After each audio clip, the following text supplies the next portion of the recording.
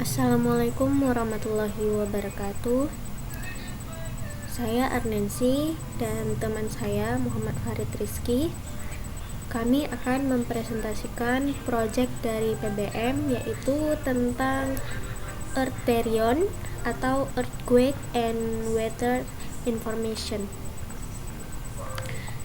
Eartherion adalah sebuah aplikasi berbasis Android yang menampilkan informasi terkini dari gempa bumi.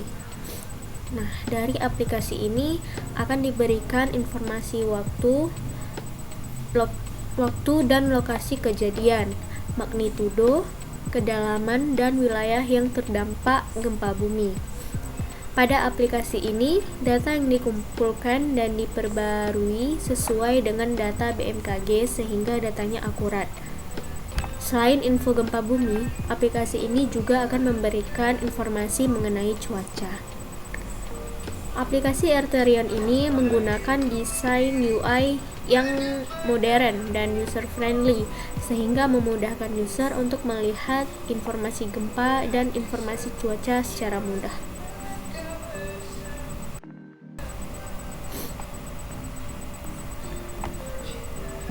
Di Eartherion ini, kami menggunakan bahasa Kotlin. Nah, pada proyek di bawah ini ada beberapa folder berjumlah 7, antara lain yaitu folder activities untuk menyimpan file main activity, kemudian folder adapter untuk menyimpan file adapter, kemudian ada folder fragment, model, networking, hingga views. Langsung ke penjelasannya saja.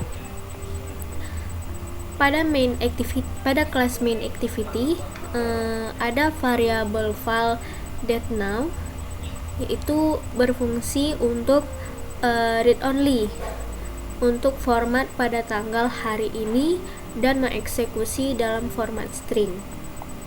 Kemudian ada variabel layout params. Ini digunakan untuk memunculkan dan menutup bottom bar pada layout. Dan fragment, ketika kita mengklik menu pada bottom bar yang sesuai keinginan kita, maka akan memanggil metode fragment yang sesuai diklik pada bottom bar.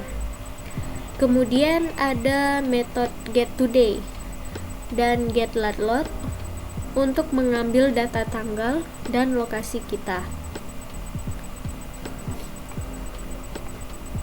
Selanjutnya kita ke folder adapter di kelas adapter berpotensi. Nah, adapter adalah jembatan antara list view dengan data. Adapter menyediakan akses ke item data dan juga bertanggung jawab untuk membuat sebuah view pada setiap item dalam kumpulan data. Di sini item view antara lain tanggal, kedalaman, skala, wilayah, dan potensi. Kemudian kita ke kelas adapter dirasakan. Sama seperti sebelumnya dengan penambahan item view dirasakan dan item view keterangan.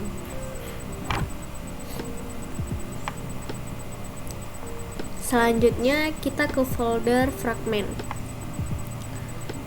Pada kelas fragment berpotensi berisi fragment list view dan method onCreate untuk menampilkan data dan untuk get data dari JSON.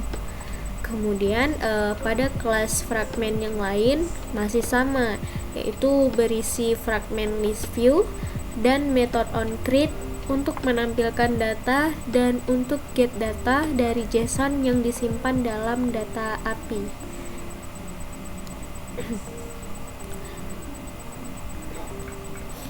Kemudian pada model ada kelas model gempa berpotensi dan kelas model gempa dirasakan.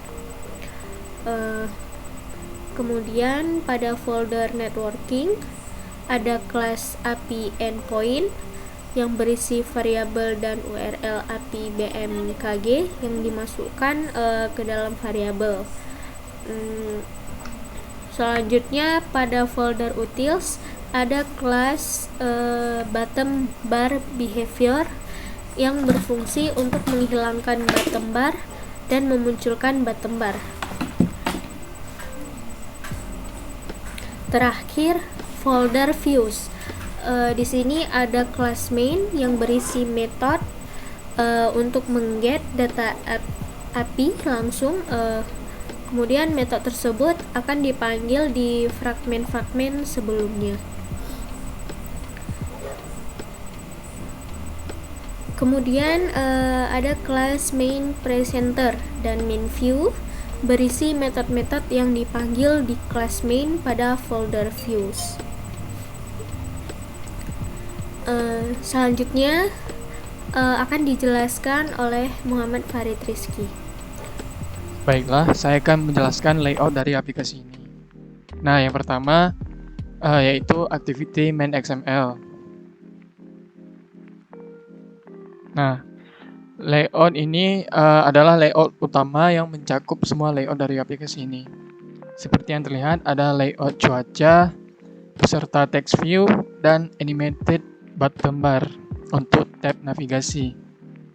Kemudian, layout selanjutnya yaitu fragmen berpotensi. Fragmen berpotensi berisi widget recycler view untuk menampilkan list view gempa terkini dan dapat di-scroll dengan tampilan terbatas. Kemudian layout yang ketiga yaitu fragmen detail gempa. Fragmen detail gempa berisi layout dengan menampilkan float action untuk detail gempa setiap kita klik. Kemudian layout yang keempat yaitu fragmen dirasakan.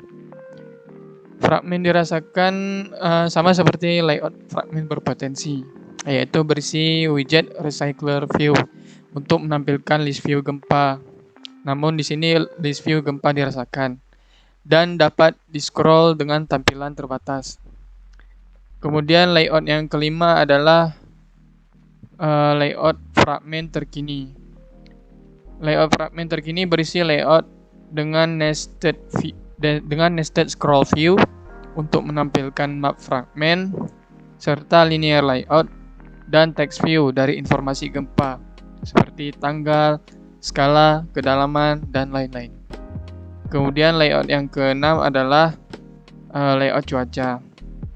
Layout cuaca menampilkan informasi cuaca dengan text view, suhu, dan cuaca serta text view tanggal, kecepatan angin, dan kelembapan. Kemudian layout yang ketujuh, list gempa berpotensi. Di sini layoutnya berbentuk seperti card layout untuk setiap list gempa dengan menampilkan text view wilayah, kedalaman, potensi, skala, dan tanggal. Kemudian layout yang terakhir yaitu layout ke-8,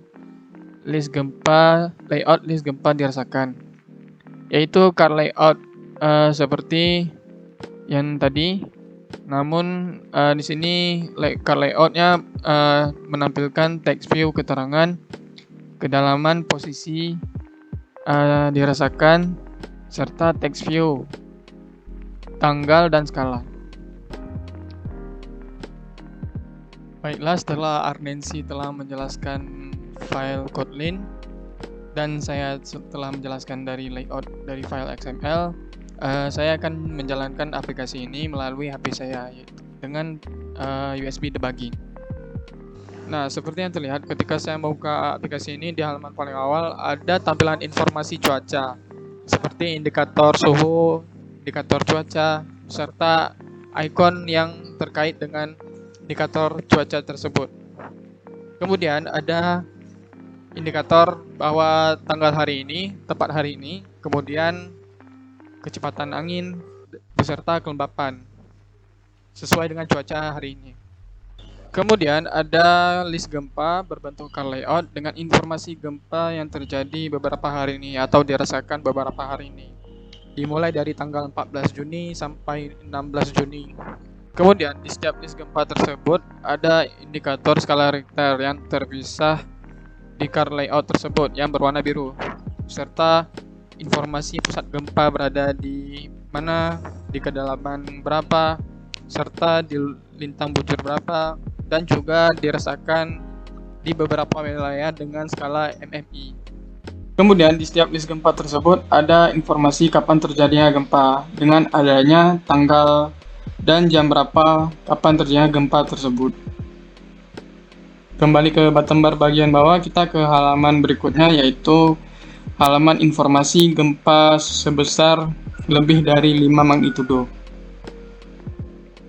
Seperti yang terlihat, halaman tersebut tidak jauh berbeda dengan halaman sebelumnya, namun ada perbedaan seperti dengan indikator informasi tidak berpotensi tsunami atau berpotensi tsunami. Kembali ke bottom bar bagian bawah, kita ke menu berikutnya, yaitu informasi terkini. Informasi terkini menampilkan informasi gempa yang baru terjadi dengan tambahan fitur seperti Maps. Di fitur Maps tersebut ada tambahan pin untuk menunjukkan lokasi di mana terjadinya gempa tersebut dengan sesuai peta. Sekian dari presentasi saya dan Ardensi, lebih kurang saya mohon maaf. Assalamualaikum warahmatullahi wabarakatuh.